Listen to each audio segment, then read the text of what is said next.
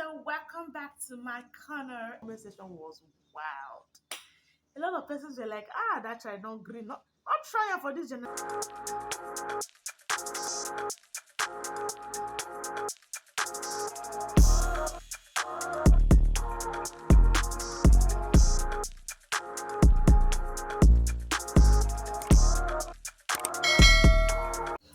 Hey lovelies!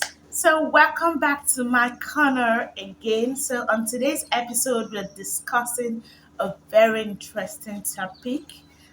It's about the 21st century parenting. You need to know about parenting children in this era. So parenting the 21st century child is basically the unique challenges and the opportunities compared to the previous era which we came from, or the previous era our parents raised us in. So there are different aspects to talk about, to touch when you're talking about parenting the 21st century child. So the first and the most integration.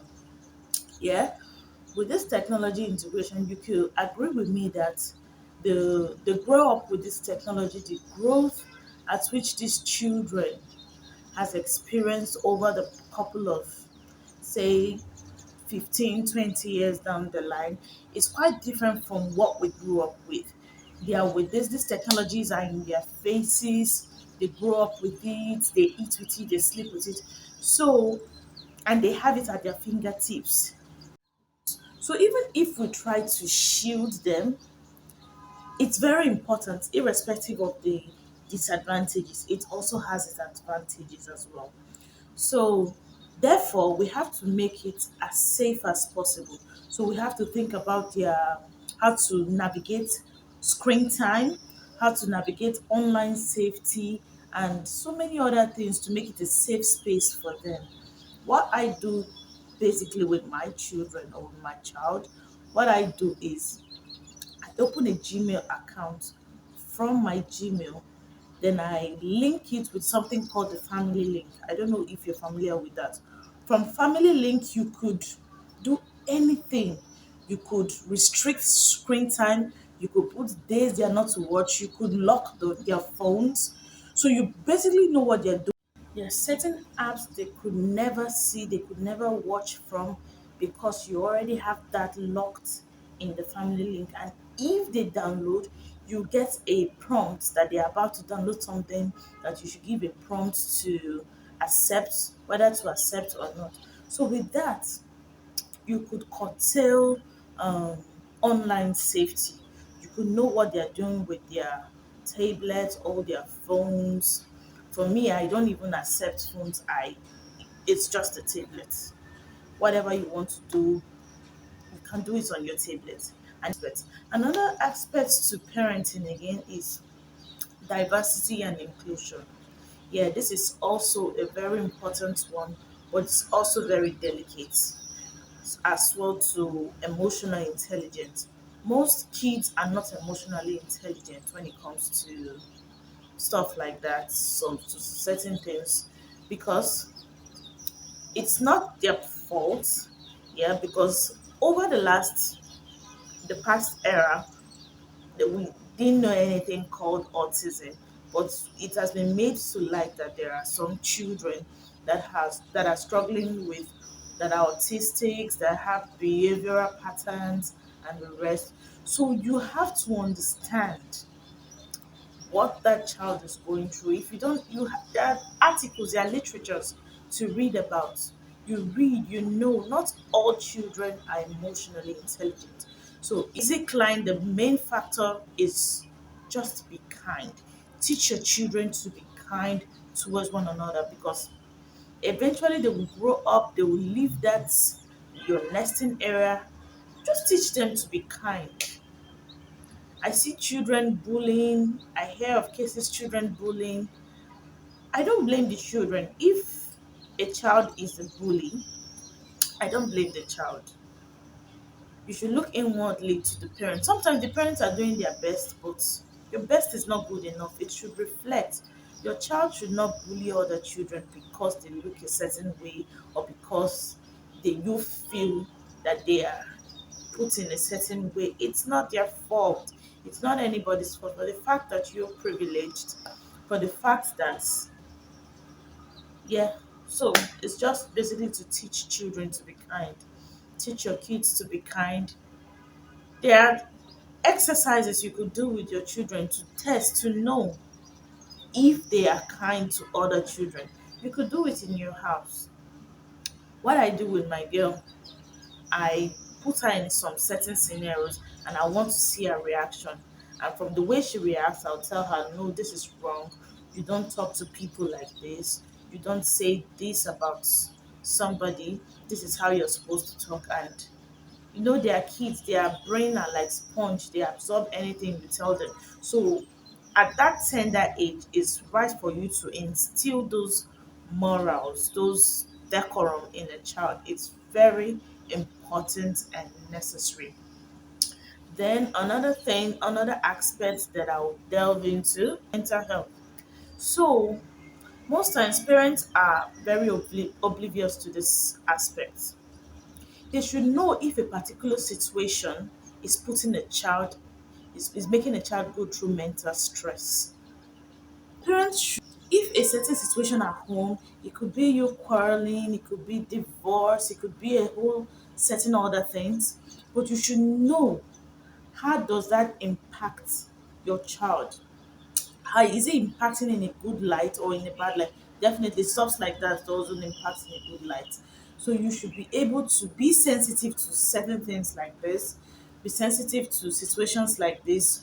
Know that when you're quarreling with your husband, don't do it in front of the kids. Don't let them even know that there's a rift between the both of you. Sometimes it could not even be your spouse. Sometimes it could be a family relatives, and it's telling on you, thereby affecting the child, or a friend. You could have a problem with a friend, is affecting you, and therefore it's telling on the child, and that's quickly. Then education choices. Education choices. This is another, yeah, very delicate as well. You know, oftentimes we only know going to the physical school. But now with the invention of in technologies and the rest, we now know online schools and all that, homeschooling and the rest. So if it's your choice actually, if you decide to homeschool, if you decide to do online school or physical school, it's actually a parent's choice. It's probably what works best for you. The educational choices is not really much of a problem here in Nigeria, because everybody is going to a physical school, because that is the only thing. It's accessible. It's just everything. It checks all the boxes for us. For situations whereby you have maybe a professional athlete as a child, you could decide to homeschool, which is necessary because there's no time for the child to, go for trainings and also study. So you could decide homeschooling or maybe an online school. But for here in Nigeria, I don't think there are much academies that do train children on sports or anything for us. So with these aspects, these four aspects that I've mentioned, that I've talked about, you could see that coming from the previous era, it's way different from what we used to know compared to where we're coming from. We didn't have anything like technology. There was no issue of, okay, if we want to be intelligent to or emotionally intelligent to a certain situations. Yeah, some kids, most of us were just we it was believed that every child should be emotionally intelligent in our era. You should know when a person is angry, you should know when a person is sad, you should be able to study emotion as a child. It's just your free gifts in our era. But in today's era, you have to understand now that it's different for different children, and mental health issues. Back in the days, the rate at which people divorce was a little minimal, so it wasn't really much of a thing to talk about then, but it's different now due to certain situations and educational choices.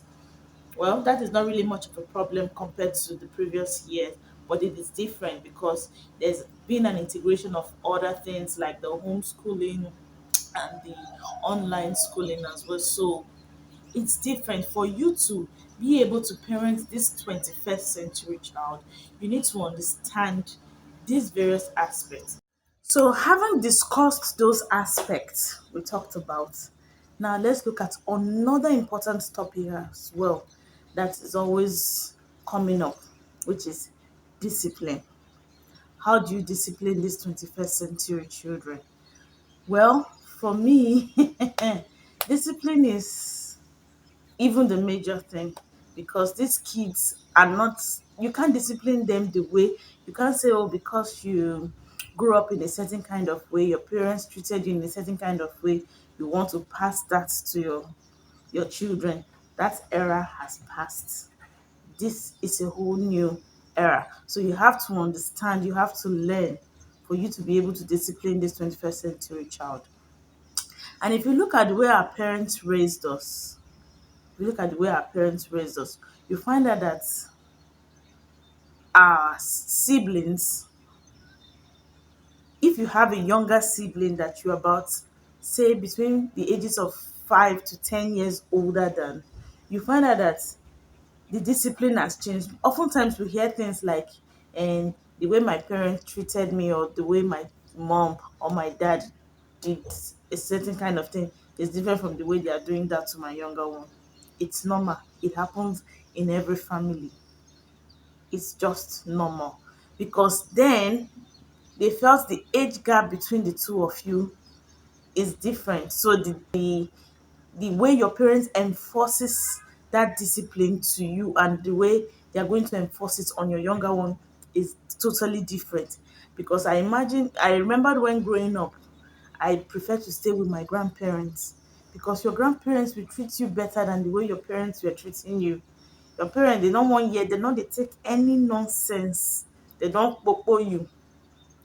And the way my parents treated my younger brother was just different from the way I was like, if I do this now, you will come for me. So why will he do it and he will get away with it? So it's actually normal. So our kids now, if you want to say, okay, because my parents treated me like this, I want to treat my child like this, and I turned out quite all right, don't do that. Don't do that for your child. It's different. You have to understand first of all what the child really likes, the child is capable of. I can't say because my child is very stubborn, I will continue beating. Yeah, it's okay to beat. I'm not against beating. In fact, me, I beat when it's necessary. But when it's not absolutely not necessary, I don't do it because it doesn't solve anything. And if you understand the kind of child you have, the challenges they are facing and what they know to be disciplined, it becomes very easy. My child was diagnosed with an issue of ADHD, attention deficit disorder. She can't sit at a place. She's overly hyperactive. She can't stay in one place. You tell her to sit, she's doing the opposite.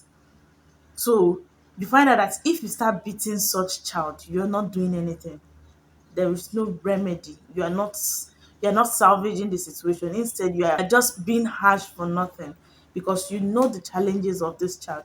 What you do, create timeout. Although the timeout does not work for me, create timeouts. Let them reflect on what I do. Timeout does not work for me, but then for timeouts. It's as if I wasn't the whole thing. So what I do, I will incorporate. I would make her see that, okay, yes, I really want to play, but I want to talk as well. I'm being serious. So we'll start playing. I'll start repeating after her anything she's doing, anything she's saying. If she's talking, talk after her. If she does anything, I'll do it. By then they will take a pause. They'll want to watch your next reaction. They'll try to do something. You do it. Then from there you can get, now you've gotten the child calm. What you do. And I said, okay, what you did, then you now start reflecting on what happened, then trying to calm the child. teaching them about consequences. That okay, what you do, there are consequences for your action. If you do this, it's going to happen like this, it's going to come out like this. So you don't do this, you don't. Fine, they are not going to listen immediately, but when you do that continuously, you find out that okay, it's actually sinking into their ear. It's actually sinking in. It might not really happen overnight. It's continuous effort. And another way again of discipline an overly hyperactive child is be consistent. Be consistent. If you want to start with flogging, not flog today, tomorrow you go say flog.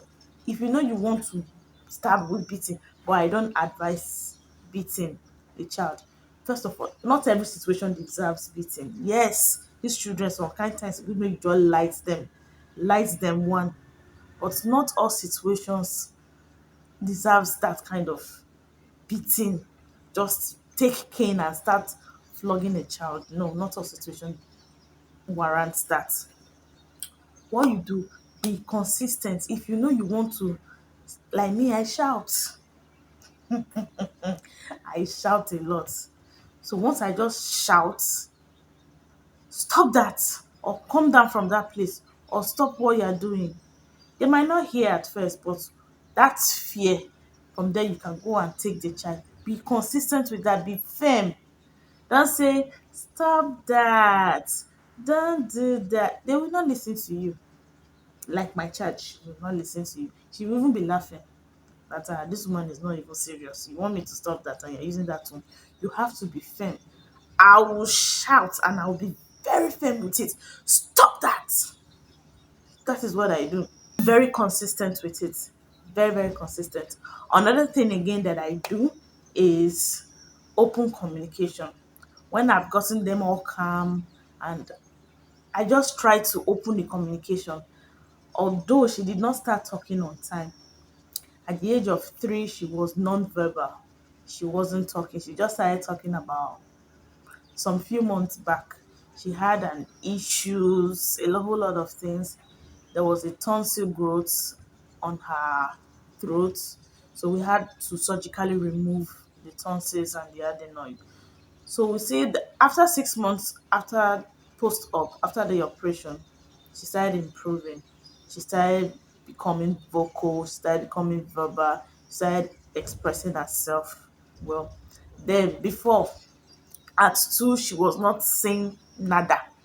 At 3, she started saying mommy and daddy, but that's it. I want to eat. Mm-mm. I want to pay. Mm-mm. I want this. Mm-mm. It's only mommy, daddy. Sometimes she needs something, she wants to call your attention to something.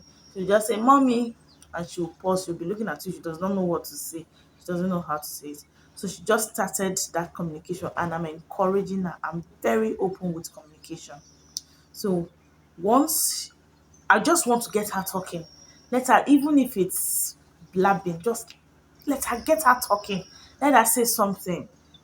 It could be something that happened in school. It could be something that happened days back. Just get them talking. By so doing, you are building a communication with them, with her, with the child. You are building it, and they'll find that space, a very safe space for them to dialogue, for them to discuss. My child will just run up to me. If it's something not very important, don't brush them off. She'll just come up to me and you're like, mommy, mommy, mommy, mommy, see, I did this on my tablet. It's not important, but the urgency, you see that they are very eager to express. She's very eager to express. So don't brush them off like, oh, is that why you disturbed me? Or is that why you called me? I know sometimes it can be tiring, it can be frustrating, but be open. That's another way. Then another thing that I do, modeling behavior, lead by example. Oftentimes we tend to find out that children, they see everything. They see everything, they know everything, they know what you are doing. I was so surprised when we traveled this last time. My child was telling the cousins, she was telling them her our morning routine. So how we wake up, how the dad sleeps. He said my daddy used to sleep. Oh, let me, I want to do like daddy. Daddy sleeps like this. I was so shocked that so they know everything going on. Those things you feel they don't know, the feel they don't see that they can't say, they know it. They know it. They know it. Just take it like that, that they know it. So don't treat them like one. Always model yourself so that they are emulating you in everything. Because then she was trying to prepare here. That's how mommy will wake up. I'm in the kitchen. I'm cooking. I'm washing plates. She was just mimicking me, mimicking the dad. I was just, yeah. So this pikin dey see wetin dey happen for this house. So you have to model a behavior that you want to see in them. You want them to okay know that okay it's good to be upright to not go dey do this is not the time to start behaving anything we have all the years to train them. No, it starts now. It starts now. There's no time saying and we have all the years to train them. We have all the don't don't these children they hear, they know, they see everything. So model a very good behavior that you want them to emulate.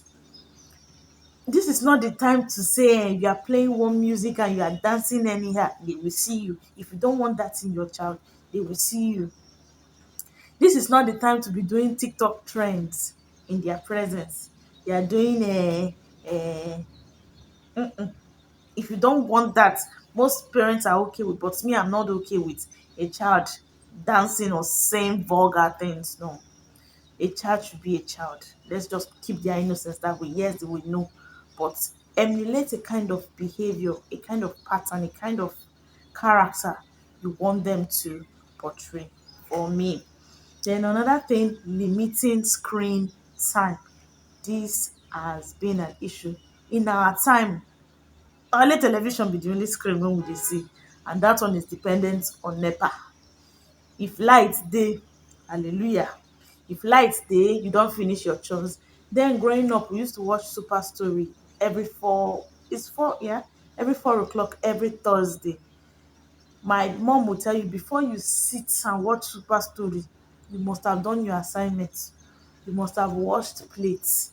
You must have cleared. If so, once we come from school on Thursdays, it's a marathon. Everybody wants to, oh yeah, wash your plate, do your homework. Because once it's 4, if there is light, because then it's only few persons that has a I pass my neighbor generator. And I pass my neighbor generator na only night dey on am. So and you get Super Story to watch by 4 p.m. So everybody on your own do what you're supposed to do at the certain time you're supposed to do it. Then when you are done, you can now watch TV. That was the only screen time we knew. We have kids today that they have access to tablets, to phones, even the television sef. My kids hardly watch televisions. It's their phone. Two force once they are back from school. Once she's back from school like this, it's phone. So what I do, I try to limit screen time. The only days they are allowed to watch, and it's even for okay for the whole day if they like, is Sundays. And you know Sundays you go to church in the morning, you come back, before you see the phone it will be towards 2 in the afternoon. So is Sundays are the only days I permit. From Monday to Saturdays, 5 hours per day. 5 hours every day. I've set it up in the family link. I talked about it earlier. I limited it for just 5 hours every day, Monday to Saturdays. Only Sundays, there was no limit on Sundays. Sundays. During the holidays, I follow that strict. I know that, yeah, they are not in school again. How do I make up for those times they are not with their phone? Because it can, I did not enroll them for any summer lessons or anything. So I had to engage them with other things. I had to engage them, coloring, drawing, other things. My child likes drawing a lot. So I was just encouraging her with drawing, anything that would take her mind off screen. Because this screen is If they are not with screen, that is the only time she's calm, when she's with screen. If she's not with a screen, if she's not with a phone, can you cope with the noise, the jumping up and down, the no. So I had to make up for that. It's not easy. Enforce it, limit screen time, because when they are outside and they are not with their phone, they become something else. You can't control them. They will start throwing tantrums here and there, and that's no good. Then lastly, empathy teaching. Teach your kids to be empathic. Teach your kids to have empathy towards another. Teach your kids to be kind. That is just the basic line, the bottom line. Teach your kids to be kind. Let them be kind. Don't like when I hear cases of a child being a bully. If a child, you see those behaviors at home, or those child that are being bullies are as a result of different things they are passing through at home. It's just the way they let off steam, but it is still wrong. Teach your children not to be bullies. Teach your children to stand up for themselves. Teach your children to be kind. The world would be a better place if everybody is kind. Yes, we know the economy of the country and everybody here the touch. We know, we understand, we see you. All of us, we are in it together. But teach your kids to be kind. There is nothing more sweet than having a kind child, a child that feels for others, a child that understands, that could put yourself, that can put his or herself in a person's situation and knows how that person feels and knows how to react. A child that thinks before he says the next. I know he's a child. Children don't think before they talk, but it takes a very emotionally intelligent person or emotionally intelligent child to be able to think, to talk, and to feel empathy towards one another. Teach your children to be kind. Most times, like I said before, I create scenarios. I'll let something happen for a particular reason, for on purpose, so that I want to know how my child will react. Do you laugh when someone falls down, or you say sorry? So those little things you incorporate into the daily life. Someone is crying, what do you do? Before, if you are crying, sometimes I will just behave as if I'm crying and I will cover my face, and she'll be laughing like, what is this woman doing? I told her, no, I'm hot. You tell me sorry. If you don't have anything to say, just say sorry. Just say sorry. You don't even have to say too much. Just say sorry.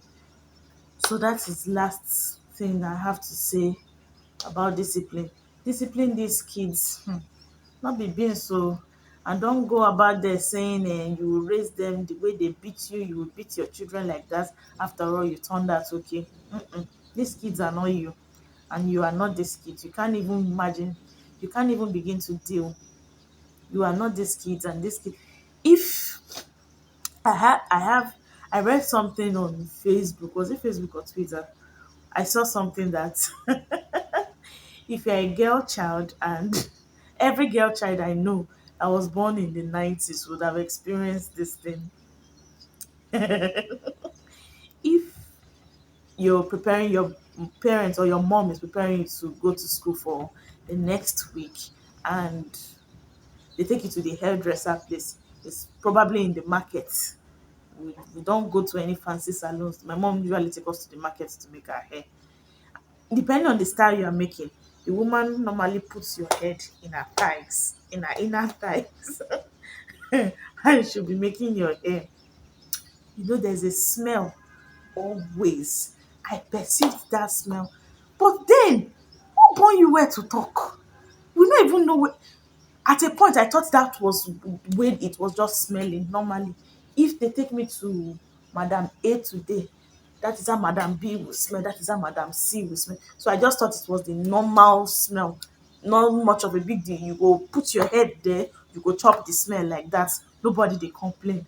Then I read on Facebook few weeks back, or on Twitter few weeks back, that a woman took her child to the market to make her hair, and the woman put the child's hair on her styles to make the hair. So as she was making the hair, the child screamed, and mommy, that place is smelling.